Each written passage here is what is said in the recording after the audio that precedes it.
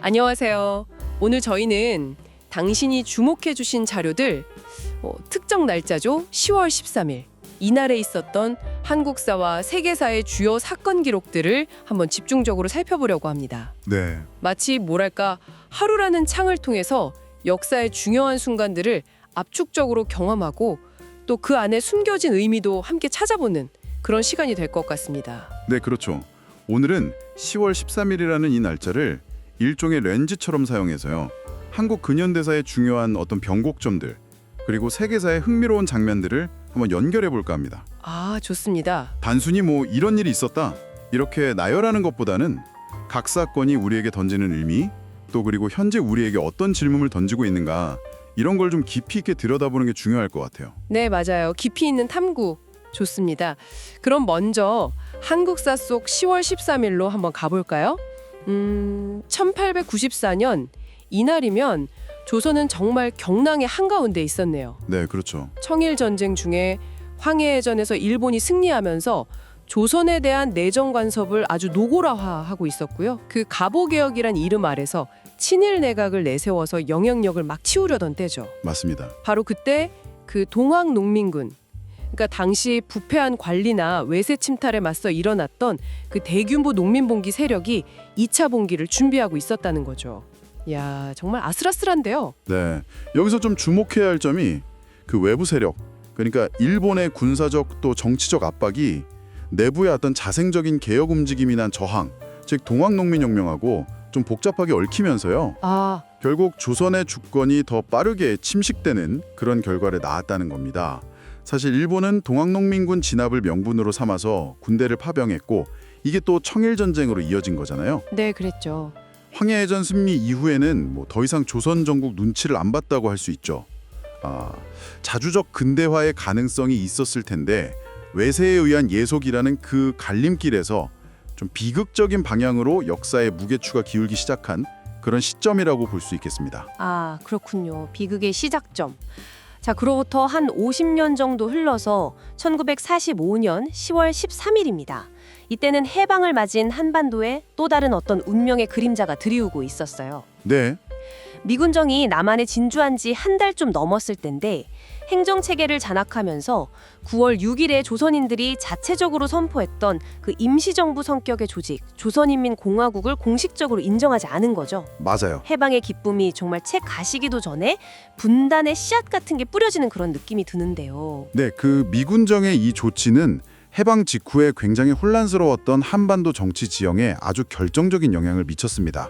뭐 당시 조선인민공화국은 좌우를 좀 아우르려는 시도였지만 미군정은 이걸 좀 공산주의 세력과 연계된 걸로 보고 인정을 안 한 거죠. 아, 그렇게 봤군요. 네, 그러다 보니까 결과적으로 남한나에서 좌우익 간의 대립이 더 격화되고 또 이후 들어서 남한 단독 정부의 성격에도 영향을 주게 됩니다. 더 넓게 보면 이미 시작된 미국과 소련 중심의 냉전 질서가 한반도 운명을 가르는 직접적인 요인으로 작용하기 시작했다는 걸 보여주는 어찌 보면 좀 상징적인 사건이라고 할 수 있어요. 네, 그 결정 하나가 그렇게 큰 파장을 이제 세계사로 한번 시선을 돌려보죠. 1884년 10월 13일 워싱턴 DC에서 중요한 결정이 내려졌다고요.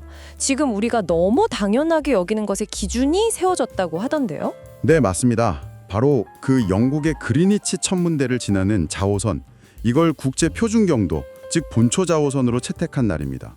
전 세계의 시간이 이걸 기준으로 하나로 연결되기 시작한 거죠. 와, 본초 자오선, 지금도 쓰이는 전 세계 시간이 하나로 연결되는 순간이라니? 대단한데요? 네, 그렇죠. 이게 단순히 시간만 통일했다 이런 의미 이상입니다. 이 결정으로 국제적인 항해라던가 철도 운행, 지도 제작, 그리고 또 중요한 게 전신통신망 운영에 필수적인 공통의 기준이 마련된 거예요. 아, 통신까지요. 네, 그전에는 나라마다 심지어 도시마다 시간이 다 달라서 굉장히 혼란스러웠거든요. 그랬겠네요, 정말. 그래서 이 그리니치 표준시 GMT의 확립은 산업혁명 이후에 막 팽창하던 국제 교역이나 교류를 훨씬 원활하게 만들었고요. 진중한 의미의 지구촌을 가능하게 한 어떤 기술적, 제도적 토대 중 하나다 이렇게 평가할 수 있습니다. 뭐랄까 세계화에 보이지 않는 인프라가 이때 깔린 셈이죠. 세계화의 인프라. 흥미로운 표현입니다. 자, 시대도 장소도 성격도 아주 다른 사건인데 2010년 10월 13일 칠레에서 들려온 소식은 정말 많은 사람들에게 큰 감동을 줬습니다. 아, 네. 그 사건이죠. 장부 33분 전원이 기적적으로 구조된 날이었죠. 저도 그때 뉴스 보면서 정말 숨죽였던 기억이 납니다. 네, 맞아요. 저도 생생합니다. 이 사건은 정말 극한의 절망적인 상황에서도 꺾이지 않는 그 인간의 생존 의지, 희망, 그리고 또 위기 앞에서 발휘되는 국제적인 연대와 협력의 힘을 아주 극적으로 보여준 사례라고 생각해요. 네, 그렇죠. 칠레 정부의 그 끈질긴 노력도 있었지만 나사를 비롯해서 여러 나라의 기술 지원이 있었기 때문에 가능했던 구조작전이었거든요. 아, 국제적인 협력이 있었군요. 네, 지하에 갇혔던 광부들의 그 질서 있는 생활 모습, 그리고 지상에서 기다리던 가족들, 구조팀, 또 전 세계인의 응원이 정말 하나가 돼서 만들어낸 그야말로 한편의 인간 드라마였습니다. 기술이 어떻게 인간의 생명을 구하고 또 연대를 촉진할 수 있는지를 보여준 굉장히 시사하는 바가 큰 사건이었어요. 네, 정말 기술과 인간 정신의 승리였네요. 와, 정말 숨가쁘게 10월 13일 하루의 역사를 따라가 봤는데요. 제국주의 침탈 아래 놓였던 조선의 위기부터 해방 공간에서의 새로운 갈등, 전 지구적 표준의 확립, 그리고 절망을 이겨낸 인간 승리의 순간까지 네, 같은 날짜 아래 이렇게 다른 시대, 다른 공간에서 벌어진 일들이 각기 다른 역사의 결을 보여주는 것 같습니다. 이 모든 이야기들이 오늘 당신에게는 어떤 의미로 다가오시나요? 특정 날짜에 이렇게 포개진 사건들을 보면요, 역사가 결코 단선적이거나 예측 가능하게만 흐르지는 않는다는 걸 아주 명확히 보여주는 것 같아요. 그렇죠.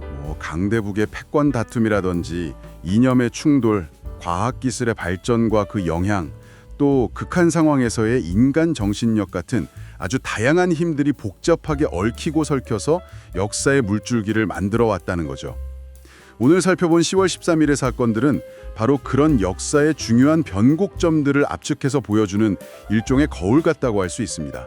역사의 거울. 자, 여기서 한 가지 질문을 던져보고 싶습니다.